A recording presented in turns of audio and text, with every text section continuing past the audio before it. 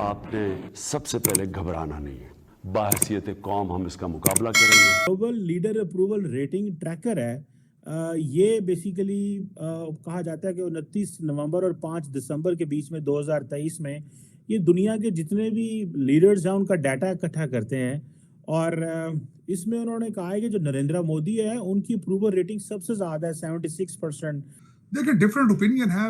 मेरे ज्यादातर पाकिस्तानियों को अगर ये बात पसंद आए ना आए ये अलग बात है, लेकिन एक हकीकत है कि दुनिया की सबसे बड़ी डेमोक्रेसी, दुनिया की सबसे बड़ी राइजिंग पावर, आप जो मर्जी नफरत में आके अपने गुस्से में आप किसी चीज को पसंद ना करें, इट डजंट मैटर, लेकिन Modi is the reality of India.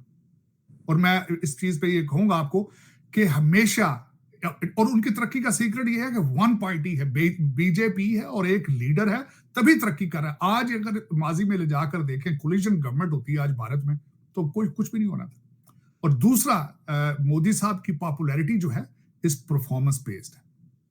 It's not just a media campaign, it's not a media. अब देख रहे हैं मीडिया कैंपेन में चंद्रयान का क्या तलक, वो वाकई चांद पर गए हैं तो ये बात हुई है, उन्होंने आदित्य 1 किया है तो बात हुई है, 5वीं दुनिया की इकॉनमी बनी है तो बात बनी है, उन्होंने वहां पे तेजाज असेंबल कर रहे हैं। इन चीजों से तो डिनाई नहीं कर सकते ना आप। एक लिस्ट ऑफ परफॉर्मेंस है, कोई भी करके देखे वो इतना पॉपुलर हो जाएगा। और दूसरा, इस वक्त मोदी साहब को एक अपर हैंड इस वजह से भी है कि दूसरे ममालिक के अंदर democracy is not performing right. जिस तरीके से अमेरिका और वेस्टर्न सिविलाइजेशन जो है वो ग्रोइंग पेन्स में थक चुके हैं, वो थकते जा रहे हैं मुख्तलिफ अवामल की वजह से। उनके बच्चे थक चुके हैं, बोर हो गए ना उनके बच्चे। तो उसमें अब इस वक्त जो, और एपेटाइट के साथ, तरक्की एपेटाइट के साथ होती है, उसके अंदर कई चीजें होती हैं। नेशनलिज्म होता है, शऊर होता है, तालीम होती है, और उसके बाद एपेटाइट होना तरक्की की। मिडिल क्लास ग्रो कर रही है भारत की, उनकी एपेटाइट है, नई चीजों को खरीदने की एक एपेटाइट है उनको। तो वो उनको एक चैनलाइज किया है मोदी जी ने, that's why he is popular. मैं इस पे अप्रिशिएट करूंगा उनको। मैं विश करता हूं हमेशा कि पाकिस्तान में कोई इस तरह का लीडर पैदा हो जो पाकिस्तान को अगले level, to take it to the next century. Unfortunately, not only in Pakistan, many other countries in developing countries, they are lacking behind. वहां पे नई चीजें आगे चैनलाइज सही तरीके से हो रही हैं, लेकिन मैं समझता हूं कि Bharat has risen so fast, so quick within। अब अगर सफर देखा जाए तो उनका मनमोहन सिंह से लेकर आज तक का सफर देखें, लेकिन उनके राइट, मैंने 15 अगस्त उनका कर लें, 15 अगस्त 1947 से लेकर जब भी हिस्ट्री को अपने हाथों से अब पेपर पे लिखने की कोशिश करता हूं कि कौन कौन से स्टेप्स हैं जो वो सही लिए उन्होंने, तो उसमें उनके, मैं समझता हूं कि नेहरू जो थे उस टाइम से ही राइट डिसीजन लिए गए।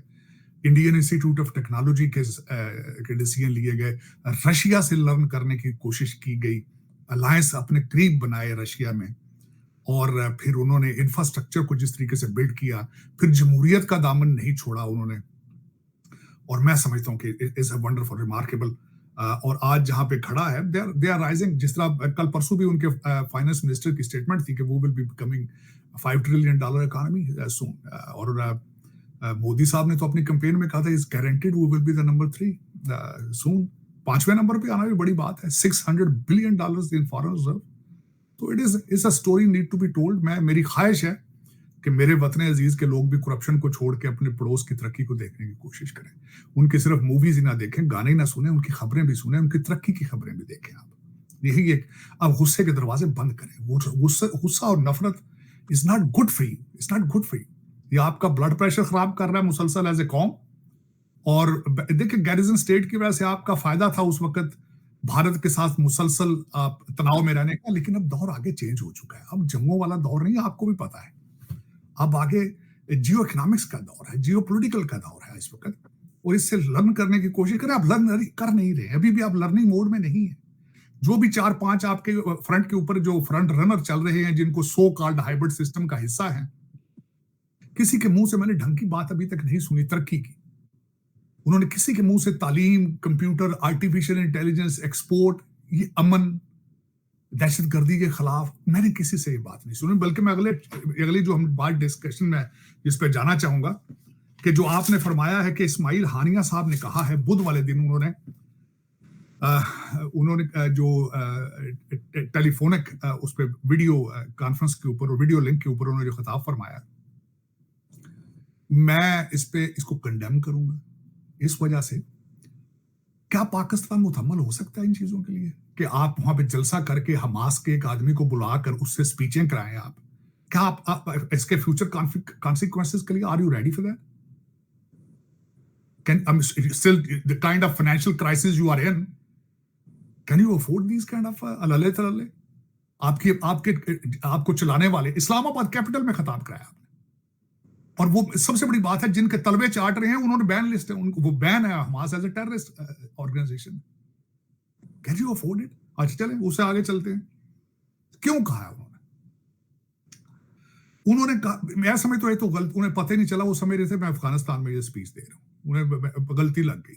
दो लफ्ज उन्होंने इस्तेमाल किए, उन्होंने कहा बहादुर कौम पाकिस्तान। इसमें गलती थी, उन्हें नहीं ये पता कि हम बहादुर नहीं है, हम लड़ते नहीं, हम तो लेटने वाली कौम है, हम तो लेट जाते हैं। दूसरा उन्होंने कहा मुजाहिदीन की लैंड, ये भी गलती। वो समझ रहे थे अफगानिस्तान में कहीं जलसा हो रहा है, उन्हें पता ही नहीं था ये पाकिस्तान है भाईजान।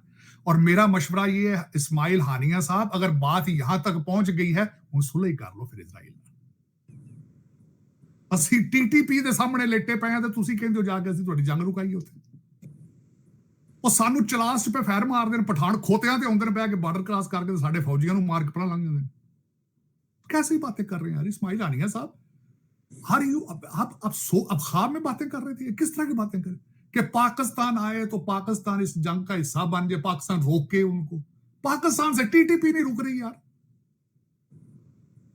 जेडी खोते में फिर रही है TTP। इमरान खान 50,000 दहशतगर्दों को लेके आए थे ताड़ साहब अफगानिस्तान से, नहीं ले